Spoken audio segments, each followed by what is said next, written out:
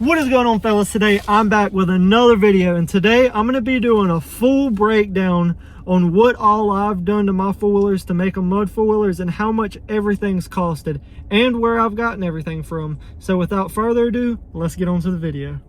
Alright, first we're going to start with the Honda. All I have done to it, I got Vessel Power Sport headlights. They're very waterproof, very bright, can't go wrong with them. They're a little bit expensive, but worth every dollar in my opinion. And then I got my snorkel.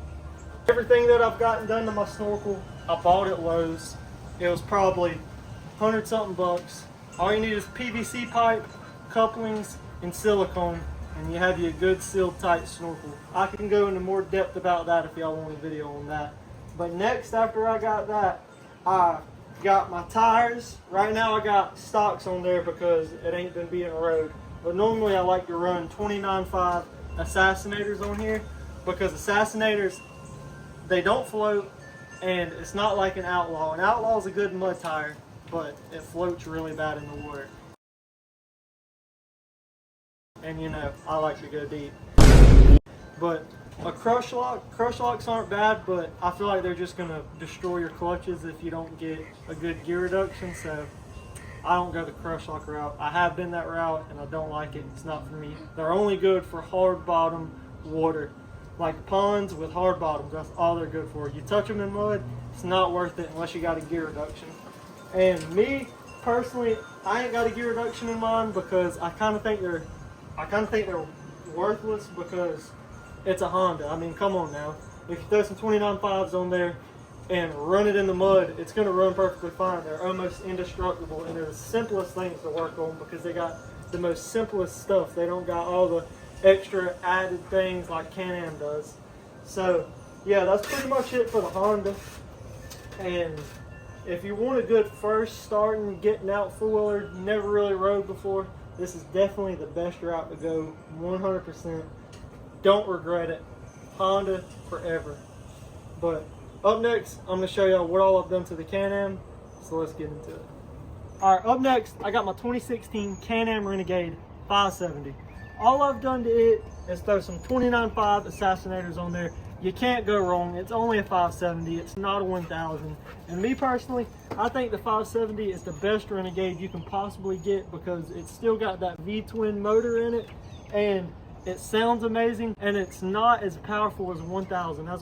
For a 1000, you hit the mud in it, you got them 32 naders on there, and you're pinning it wide open. You're gonna break axles. You're gonna destroy your transmission. It's gonna get expensive. But with a 570, it ain't got too much power. It ain't short on power. It's got just enough to have fun and sound good. Other than the 29.5 Assassinators, I got a mud strap on there. It came on the four-wheeler like that, and it's pretty useful in certain times, but really you're never going to use it. Me personally, at least, I don't use it. And it comes stock with the snorkel, so that's nice. And the snorkel's sealed tight. Never had an issue with the snorkel. And other than that, all I've done to this machine was put an RJWC exhaust on it. And besides the RJWC exhaust, there's nothing else that I've done to this machine. It runs amazing. It's always done me well. It hasn't left me stranded, and it does get expensive though, I will say. Just a full maintenance on this thing is a few $100, upwards of $300 just to maintenance this thing. And the Honda on the other end, you could probably get away with 100 bucks. So it's probably about 3 times more expensive when something does break on this. And that's if you're doing the work yourself. If you got somebody else doing the work for you, it can get way more expensive than that because it has an automatic forward drive system. The Honda, it's all mechanical. You just move a lever forward. So it's got a lot more electrical stuff that can break a lot easier. And if you want to go that route and you want something fun and you want something fast, this is definitely the way to go. I personally wouldn't go over a 570. I think it's perfect unless you want to go the 1000 route. I mean, it's there if you want to take it. Me personally, I like this though. And other than that, I don't have any complaints about this four-wheeler at all whatsoever. All right, y'all, and with that being said, I'm going to start off all the cost breakdown for the 420.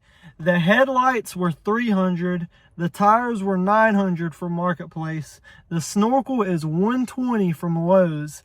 And with all that added together, you're looking at about $1,320 if you already have the four-wheeler. If not, and you buy it new like I did, you'll be spending around $7,500 before taxes and fees and everything for that four-wheeler. And now, moving on to the Renegade, gets a little bit more expensive here. The tires were $900 and exhaust $800.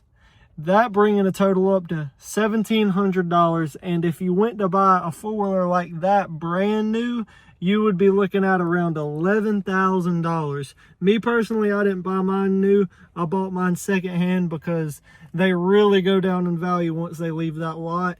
And if you get one that's very well taken care of, you'll have you a good four-wheeler for a long time, at least for the Honda's sake. I don't know completely about the Can-Am.